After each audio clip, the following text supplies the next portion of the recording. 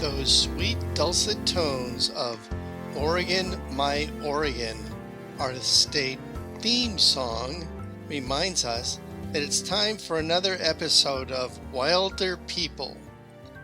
Neighbors sharing who they are with other neighbors. Here up in Wilder, there are two news items that are sweeping through the neighborhood. One, we got a bear. And two, our very own Ryan Parker is a candidate for county commissioner in District Number 2. I couldn't get the bear, but fortunately, I know where Ryan lives. And he's our guest today on Wilder People. So welcome, Ryan. Morning. Happy to be here. Thanks. So let's get right to it, Ryan. What in your past makes today the right time for you to be a county commissioner? Well, the challenges of the past are less topical than what we find ourselves up against now. I think the timing of a 20-year incumbent who has had some successes for sure, but isn't a multidisciplinary leader, and that's what we need. And that's my skill set. I work across government levels and agencies to provide as much environmental benefit and outcome and quality of life as I can possibly fit into a very limited work week. And for the past 6 years, I've been a volunteer elected on the city council, and I've had a lot of wins in that. And I don't necessarily like tooting my own horn all that much, but that's how the political realm works. And so I'll just shoot off a few of them. I've secured, with my other co-councilors, over $74 million in state and federal funds for our new regional dam. And the Big Creek dams are vulnerable and known to be vulnerable as earthen dams. And the Oregon Water Resources Department says they're some of the most dangerous dams in the state. And so I spent a lot of my own money, expense, and time and emotion trying to leverage stakeholders to get money for this dam. And it's on schedule. All the pre-construction costs are covered. Shout out to our state rep, Dave Gomberg, for his help through this whole process over the past decade. And the city stuff also, I just try to nick off environmental pollution source points and find ways to fund them and remove them from the environment. I've been on the Uquinta Bay Estuary Management Plan update team for a little while now, and I just recently found city funds to remove some very hazardous heavy equipment tires that were in the bay for years down by the Coast Guard station, and ran into some bureaucracy and found a way around it. And that's really what I am. I'm solutions oriented, and my daughters, who are freshmen in the high school in town here, deserve a future with drinking water protections, affordability, workforce housing, and all the other stuff I've been working on. You know, it's at the opposite end of the scale of dams, but I like your support for non-plastic straws and take out items that are sustainable. Yeah, I think reuse is the best thing because most everyone has the containers already. So that would be more economically fair to focus on reuse.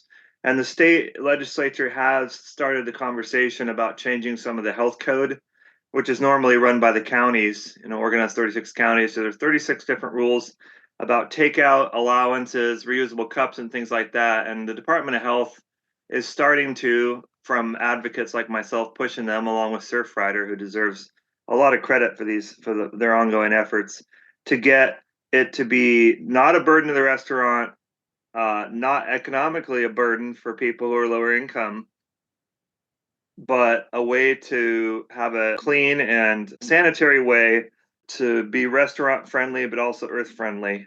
It's really coming along. I think in the next legislative session, you'll see a few legislative concepts about statewide health code update suggestions to each county board of health. And that's where I could step in as a commissioner, is make sure that our takeout and refillables health code is 21st century and business forward, but also consumer friendly for those who want to do reusables, we got to do it in a way that is the least bureaucratic way, but the most results oriented. And by that, I mean reduce as many single use plastic and foam containers as possible. You mentioned that you're a part-time city councilman here in Newport. What is your day job? No, I'm a park ranger for the state of Oregon. And what has being a park ranger done to inform your view as what you would do as county commissioner?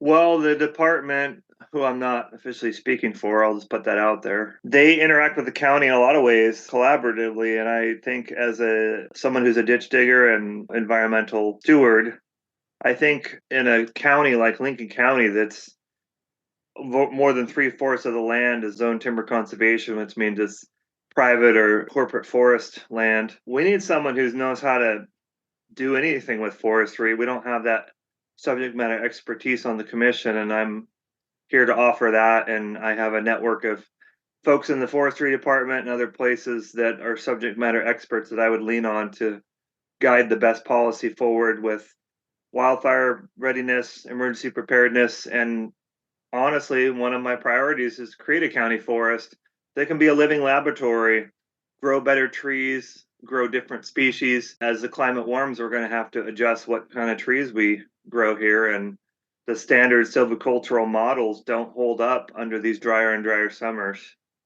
And that in of itself is the most compelling reason to give me a chance in this next 4 years to do something measurable with forestry. As you may or may not know, the two counties to the north of us have state forest land that fund their county operations.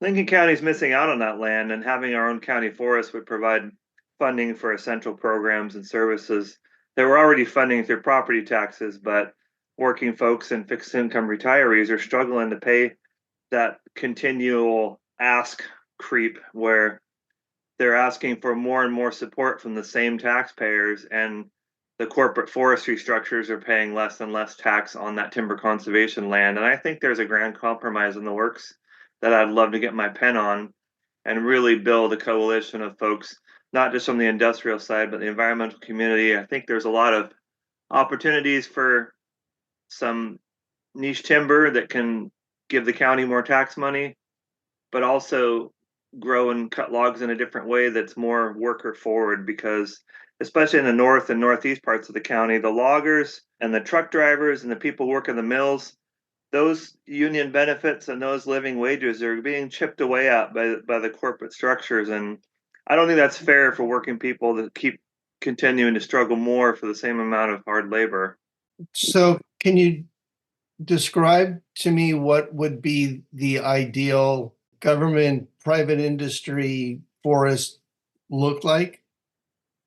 Well, what Lincoln County could do is create a small version of what the Coos State Forest is, where it's a mix of coastal and coast range lands that are a bit of a checkerboard, because that's how forestry in 2024 is. It's a mishmash of owners and investment trusts, and all those people are driven by quarterly profits. And so one opportunity for the county is to buy off those logged off lands and replant them in a more sustainable way. And when you scale that up over thousands and tens of thousands of acres, it becomes a real difference and a real multi-generational opportunity. No, when you buy logged off land, you're not going to get an immediate profit, but neither will the owner that owns the land right now. So as they shorten their cut cycles to continue those profits, a county forest gives an opportunity for our youth and our school system to have a living laboratory. And I think our kids deserve to learn how to log sustainably and provide revenue for their futures, when we're not here and we have 50, 80-year-old timber that they can sustainably harvest. That's a big opportunity, and it speaks volumes that hasn't been suggested. So I'm the idea guy. Let's give it a shot. You can get some of these parcels for quite a bit less than you think. And strategic land acquisition is another thing the county can improve on, and selling off parcels that aren't valuable to the county at large and using that into a sinking fund to buy up these logged off parcels and start to work with landowners to make that checkerboard more regional and more continuous. You mentioned that your daughters went to school here in Lincoln County. Could you tell me a little bit more about your family? Well, I'm running for their future for sure. My daughters are freshmen at the high school in Newport, and they've lived here their whole lives. They were born here at the hospital, and when we moved here, we got to understand there's such an eclectic and wonderful network of people and families and retirees with subject matter expertise like yourself that live in this county and call this place home. And that is a lot of responsibility to represent those people. And I've been doing my darndest as a volunteer elected. But honestly, the amount of work that something like this would take, it requires full-time work. And so the other pitch I'll make before, circling back to talk about my family is that I'd be giving up a career with the Parks Department to be a commissioner. You can't do both. That's a conflict of interest. And I just view it as a stair stepping. I think that what I've learned working for the state structure will benefit me and sets me aside in this race that I have natural resource experience in a county that is heavily dependent on natural resources, not just now, but in the future. And that's where that stewardship component comes in. And the stewardship is something I've been trying to instill as a value in my kids. And they understand. They've gone on the Take Your Daughter to Work Day a number of times to learn about some of the challenges with marine mammal populations on the coast here. They've learned about forestry and trail building and tried to instill in them the importance of reasonableness and trying to work with as many people as possible to improve quality of life for everyone. They also run track, don't they? Lincoln County has a great school system with great coaches and parent volunteers. They started with youth soccer. Central Coast Soccer is great, and I know a lot of people that give a lot of their time to that great group. And the swim team's great. It pulls people from all around the county, and that's what Hannah does. And then Emma does soccer and track and violin. She's in the youth symphony. In fact, the youth symphony, NYSOC, just had their spring concert day before yesterday. That's a great event that pulls people from every community in Lincoln County, and I love going because you see such a cross section of people that's so invested in the next generation of appreciating the arts. I'm a strong advocate of music education, and I went to the community theater in Lincoln City a couple weeks ago at the Benai Breath Camp, and Your wife also is yeah. involved in the community?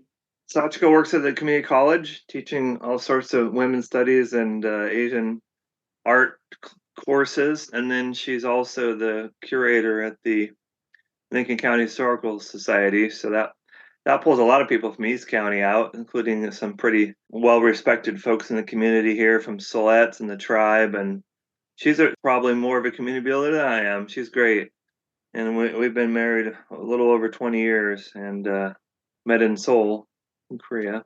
What were you doing in Korea? So a buddy of mine from Sacramento that I went to U of O with, he was over there teaching, and he thought I might want to try international travel because at that point in my life I couldn't really afford to do it just as a tourist, but as a working / tourist person, I guess that propelled me to go out and explore the world. It was a great experience. What was your major you went to Oregon State? Yeah, I started at Oregon State Management Information Systems, so computers, but of course that was in the mid 90s, so that kind of out of date on my computer programming. But I switched to journalism and public relations, and with an emphasis in a minor program of outdoor education and geological sciences. And the geological sciences minor kind of got me into being a park ranger back in 2007. So, what has been your subsequent education in forestry as a ranger? Well, just living. I do hazard tree mitigation, trail building, and forestry health, invasive weed control, with big problem in Lincoln County. Pile on wildfire risk and rights of way, and roadways and ditches and unmanaged forest tracks. That's a problem I want to really work on. along with the emergency preparedness aspect of just So most of your training has been on the job working for the state? yeah, and we go to a lot of sponsored trainings by Indus groups. So like the Klamath tribes, I went to a big archaeological training to learn about their lived history and some of the other confederated tribes. I work with them. And then, in fact, one of the things I did at the city was get the state forestry to relocate their wildfire control vehicle program over to Agate Beach from Toledo, so that now the coast has more firefighter rigs a little closer in to where they could respond to the communities like ours where it's near a working forest that NW owns, but not so far they can't also respond to the east part of the county. So we're remodeling the city and state forestry remodeling the old Agate Beach fire station there by the dump in Agate Beach, and that's shovel ready. It's funded, and we're gonna have those brush rigs operating by the summer of 25. How do you see the county's relationship with the tribes now and moving forward?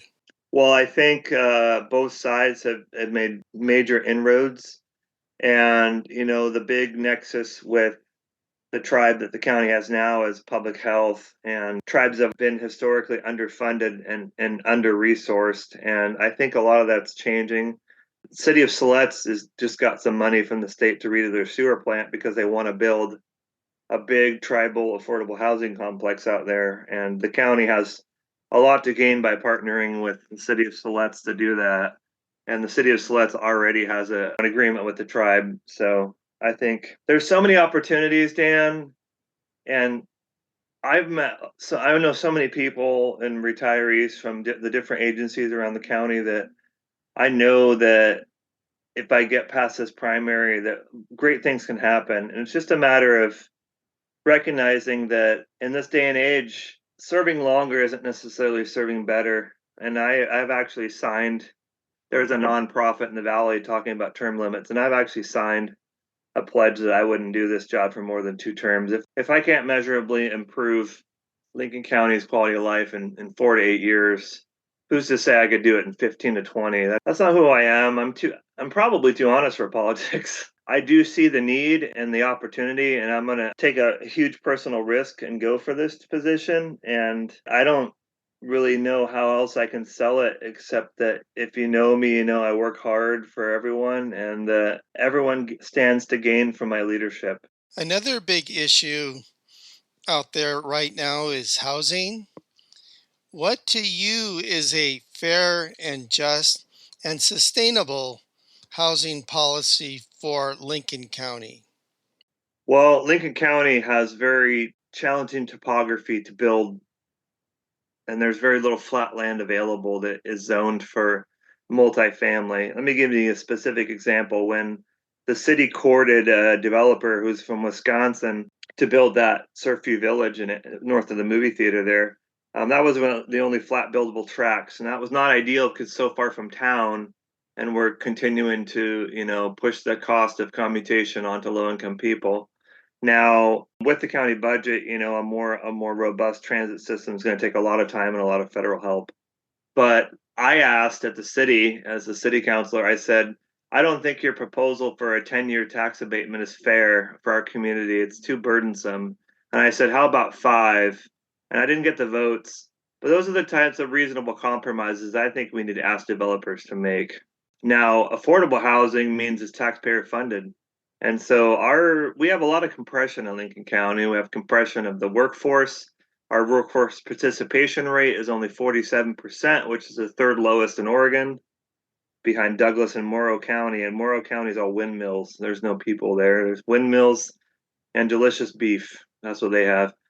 So there's the compression, and the term affordable housing sounds good, but the long-term sustainability of that funding is an open question. And so what I think we need to find are developers that can make money, but also not snooker the tax base. And really, what we need are smaller, modern, seismically safe single family dwellings for a lot of people. So a lot of agency people, a lot of Coast Guard people, they don't need and can't afford the market rate for a single family home here. So if we can get workforce housing to house the people that already live here and are in unstable housing situations, I think that will help relieve some of that pressure and provide funding for future sub-market projects that are taxpayer funded. And people don't like to say that affordable housing is taxpayer funded, but it is. I mean, that's just a factual part of it, is it has to be a balance of market homeowners and market renters that are paying for those other affordability projects. And that's part of being a responsible citizen, but something's got to give. And so I think workforce housing should be the priority. When you look at a list of Oregon counties ranked by economic indicators, Lincoln County tends to be in the middle or in the lower half of Oregon counties in terms of wealth. What would you do as a county commissioner to sort of increase the wealth of Lincoln County, if that's an appropriate question? Well, it really comes back to how does the county get money? Before the 90s, the federal government logged on federal lands and gave those monies to the county. It's a whole OC&E program that I won't bore you with the details, but you can Google it. Now, Lincoln County used to be an OC&E county, and now it's all in private hands. And with some heavy lobbying at the state legislature, the private forest lands have written themselves out of the tax code. They pay less than 10% of what they paid in the 90s. So timber reform is a combo state and county issue, but that's hard. Just like our state rep says, the easy work's been done. I'm not doing this because this will be an easy win. A county forest will take years to produce, and it will take years of incessant lobbying and hard work and relationship building. But that's how we're going to move forward. We can't just tax the 40,000, 50,000 people that live here up to their ears and expect a good result. Prevailing wage and wage issues are a big part of housing costs, as are market trends and speculation. So it's very complicated. But by forming relationships with developers and other entities, it's going to take a whole team to rise all the different boats higher depending on where they are in the swell. There's no magic bullet. That's the bad news. But knowing that there isn't, I think, is an honest way to appeal to people and not hoodwink them. I'm not in this to convince anybody of an alternative reality, whether they like that or not. I think it's important to understand that people that work here and pay into the system here are the ones that are going to make it more livable for those who are fixed income retirees or unable to work due to disability and all the other challenges people find in their personal lives. We have to balance how many people live here, how many people visit here, and everyone has to pay into the system to make it fair. Are there any other issues out there that you wanted to talk about that we haven't covered yet? Well, I've been asked that question by a lot of people, and so I think what gets missed a lot is an opportunity for a lot of ecotourism. I think standard tourism, single car commutation tourism, doesn't allow visitors to have an economic impact that helps locals as much as it does helps the hoteliers and the restaurants and things like that. A lot of which are locally owned, to be fair. But ecotourism, in the age of climate change, ecotourism could be an opportunity where the county can partner with the Oregon Coast Visitor Association and many other entities to get people to understand the connection of a place, the connection of a watershed, the connection of a river to their own lives. That's magical when people start to understand that connection. I see it all the time at work. They see Dall's porpoise jump in Depot Bay and they're wowed. They see a whale breach. Those are really important aspects of our tourism industry that can change behaviors and change voting and change lifestyles. It's really essential for people to understand their connection to nature and how much they have at stake. that's the important work that needs to continue, and that's in my wheelhouse for sure. How does the aquarium fit into all this?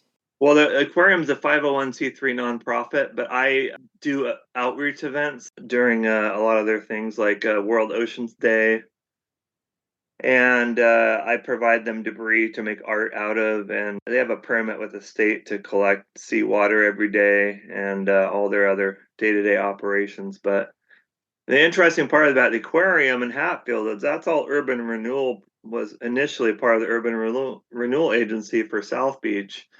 And, all those entities down there are great. They're full of important research that have global implications, but they're also government entities and nonprofits, which means they don't produce property taxes, which is why it's so important to do the timber reforms so that we have a more sustainable source to fund county operations.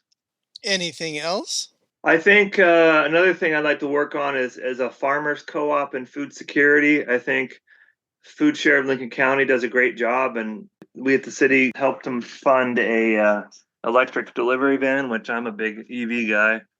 And I'm working on a big solar project at the airport through the city. I think that's really important to have a big solar array up there for emergency preparedness. And I'm an adopted coastie, I guess, lifelong Oregonian, and I really like spend a lot of time on the beach and up in the hills around here. I think we're really lucky to live where we live, and I want to make sure that other people have the opportunities that I've had, and that's kind of one of my other drivers.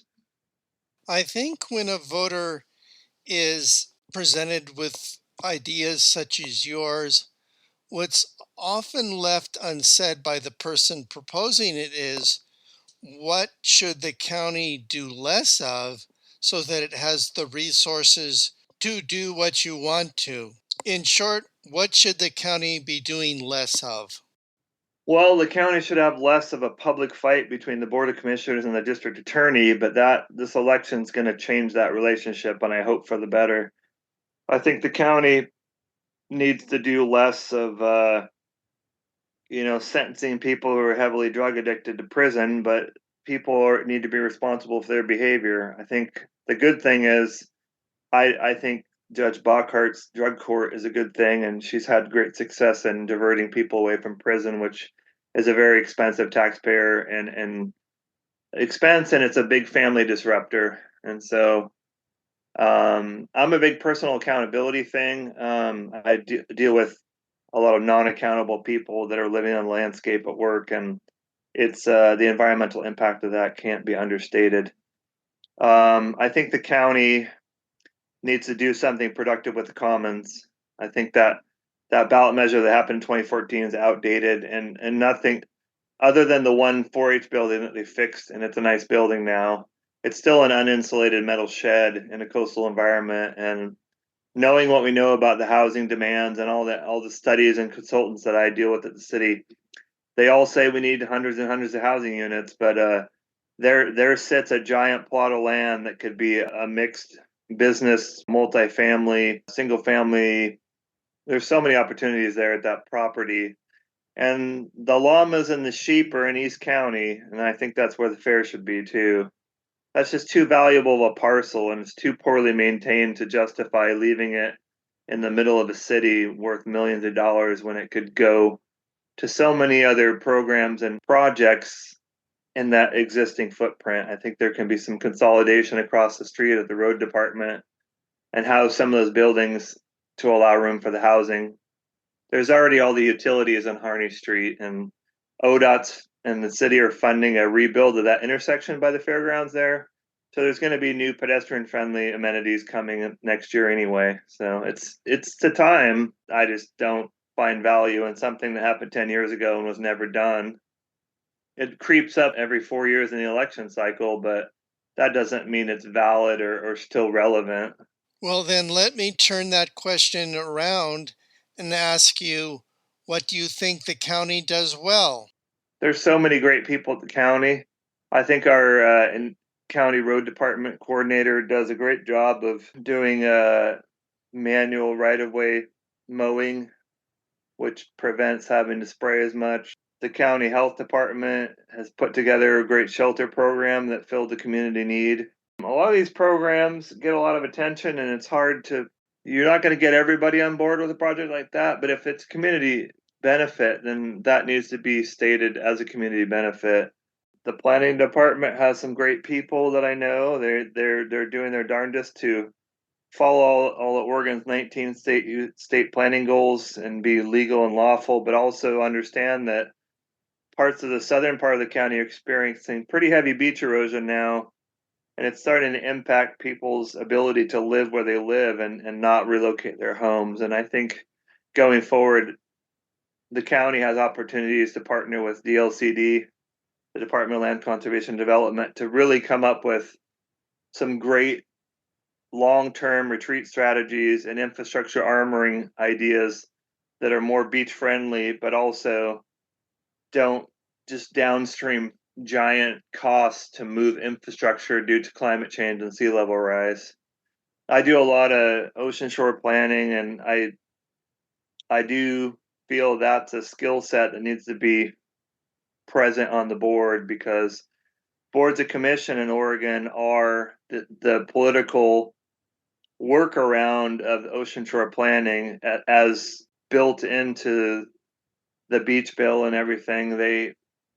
The commission hears appeals to Oregon's land use planning goal 18, which is beaches and dunes, and it's a check on power structure to make sure that these small county boards of just 3 members, and then anyway, most all the counties on the coast have 3 commissioners, and having someone who's seen the actual impact through their work like I have of increasing storm swell and measurable beach narrowing in certain parts of the county, that needs to be turned into more thoughtful long-term policy decisions rather than just reactive on the ground ranger stuff. Well, I'm sort of running out of questions here, Ryan. So why don't we close by you giving me your 30-second elevator pitch on why you should be the Lincoln County Commissioner for position 2. Well, I mean, there's 5 candidates and there's a lot of headwinds, but I'm the one that's done physical work towards all the goals that are most people recognize as important, which is fighting back against climate change, working for affordable housing for fixed income retirees and working people, family friendly values. By that, I mean women's uncompromising bodily autonomy for my daughter's future, working ways around a compressed tax base using state and federal resources to armor our infrastructure so we don't have freakouts when the power goes out for a day. We have options to give people. We know about Cascadia. We know that it's going to happen eventually. Hopefully not in our lifetimes, but it's a possibility. I'm the sign guy. I've done coast-wide sign work and understand how to do emergency preparedness in a thoughtful, cost-effective way, because life and limb is the most valuable thing ever. And the more we prepare for fires or earthquakes or what have you, the least tragedy that there will be. I do feel that despite what you may have determined by watching this entire interview, I do enjoy getting out and meeting people and having fun and being social, and people see me on the beach a lot. I'm sort of a unknown public figure already, and so I just want to take that to a level that helps more people and improves quality of life for as many people as we can fit into a county budget. Well, Ryan, thank you very much. A reminder that the election is the 21st of May. Yeah, so you should get your ballots in the previous week, just so you give our wonderful county clerk Amy a little jump start on. They're able to count the ballots early with Oregon's vote by mail system. They just don't release the results until 8 p.m. on election night, which is always on a Tuesday. Well, you got my vote, so thank you very much. Well, I appreciate that. I'm very humbled by that, and I know you supported us last time, but remember too that my overall goal is the more people participate, the more we can understand what the mandate is, and county races tend to be decided in the primaries in Oregon. That's just a system where we have, and the more people participate, the more benefit people will get. I do think that each vote is sacred, and there are a lot of examples in election history where just a few votes tip something one way or the other, and that has large consequences. And opportunities in this case. But yeah, I do appreciate your time, and thank you very much. Well, it's been my pleasure. This has been my May 6th, 2024 interview with Ryan Parker, candidate for Lincoln County Commissioner position 2, who resides up here in the Wilder community. If you want to get in touch with Ryan, he has an email, which is ryanforlincolncounty@gmail.com. If you live in Wilder and would like to also participate with another interview of yourself, you may contact me at djng@earthlink.net. If you have any questions or comments you'd like to pass along to me, you may also contact me at djng@earthlink.net. That's it for this interview. Thanks for listening, and I'll see you next time on Wilder People. Bye-bye.